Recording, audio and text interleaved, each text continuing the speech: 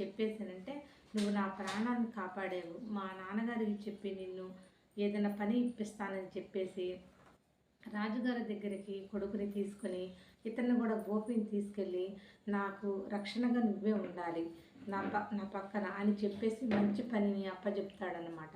మా రాజరక్షణ మొత్తం నువ్వే చూసుకోవాలి అని చెప్పేసానంటే చాలా సంతోషించి ఇక అప్పుడు రాజుగారి కొడుకుకి చెప్తాడు కదా, నేను మా అమ్మని తీసుకొచ్చుకుంటాను అని చెప్పేసి వెళ్ళి వాళ్ళ అమ్మని కూడా ఇక్కడికి తీసుకొచ్చి ఆ రాజుగారి భవనంలోనే నివసిస్తూ ఉంటారన్నమాట.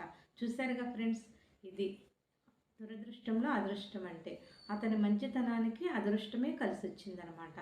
మా స్టోరీస్ కనుక మీకు నచ్చినట్టయితే కామెంట్స్ రూపంలో తెలియచేయండి. మీకు మంచి మంచి కథలను నేను చెప్తానన్నమాట. హాయ్, మీకు మంచి స్టోరీ చెప్తానన్నమాట.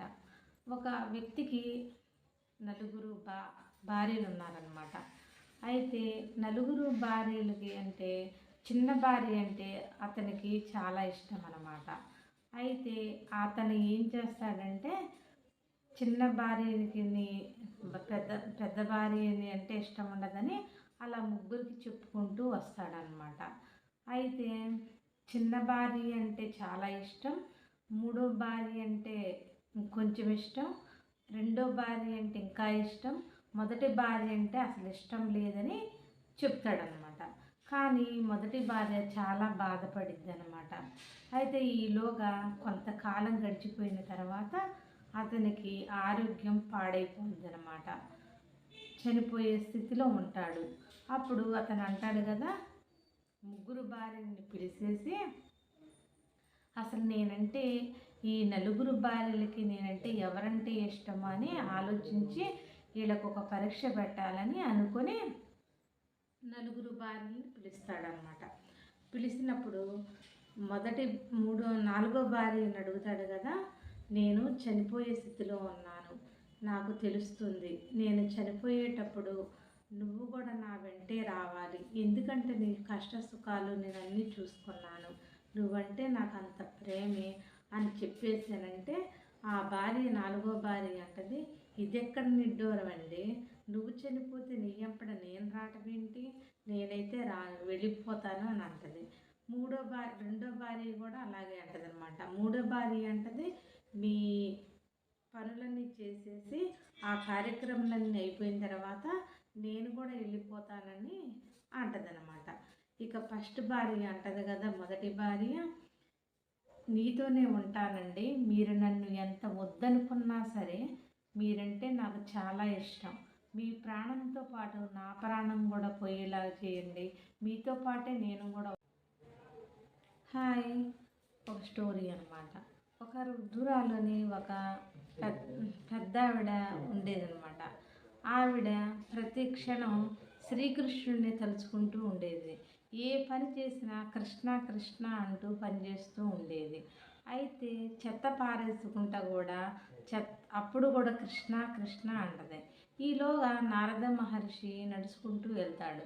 ఆ ముసలమ్మ దగ్గరికి వచ్చి అంటాడు, ఏంటి ప్రతిదానికి కృష్ణ కృష్ణ అంటున్నావు, చెత్త పారేసేటప్పుడు కూడా కృష్ణ అనాదా అని చెప్పేసి అని అంటాడనమాట. అన్నా సరే ఆ పెద్ద ఆవిడ అలాగే అంటూ ఉంటుంది కృష్ణ కృష్ణ అని. అప్పుడు నారద మహర్షి ఏం చేస్తాడంటే చెంపల మీద కొడతాడనమాట ఆ పెద్ద ఆవిడని.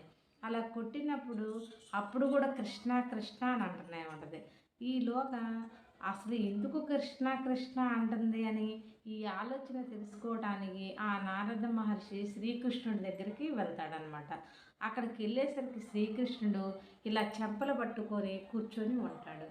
శ్రీకృష్ణ పరమాత్మ, ఏంటి ఇలా కూర్చొని ఉన్నావు, ఆ కళ్ళంపడ నీళ్ళేంటి నాయన అలా వస్తున్నాయేంటి స్వామి అని అడిగితే, నువ్వు అక్కడ పెద్ద ఆవిడని కొట్టే దెబ్బలు నాకు ఇక్కడ తగులుతున్నాయి, అందుకే నాకు ఈ కళ్ళంపడ నీళ్ళు వస్తున్నాయి, నువ్వు పెద్ద ఆవిడ శ్రీకృష్ణుని తెలుసుకుంటుంటే నువ్వెందుకు కొడుతున్నావు అని ప్రశ్నిస్తాడనమాట శ్రీకృష్ణుడు. కాదు స్వామి, ప్రతిసారి ఇప్పుడు మంచి కంటే ఓకే, కానీ చెత్త పారేసేటప్పుడు కూడా కృష్ణ కృష్ణ అంటుంది, అందుకే నేను చెంపల కొట్టానని చెప్పేసి అని నారద మహర్షి అంటాడనమాట. అప్పుడు శ్రీకృష్ణుడు నన్ను భక్తితో ఎక్కడ కొలిసినా సరే నేను ప్రత్యక్షమవుతాను, అతన్ని ఆమెని ఆదుకుంటాను అని చెప్పేసి శ్రీకృష్ణుడు అంటాడనమాట. Okay, bye.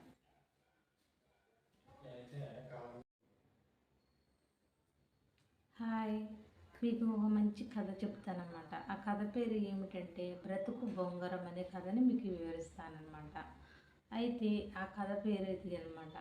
అనగా అనగా ఒక వెంకటాపురం అనే గ్రామంలో ఒక వెంకటాద్రి అనే భార్యాభర్తలు ఇద్దరు ఉండేవాళ్ళు అనమాట. వెంకటాద్రి వెంకమ్మ అని.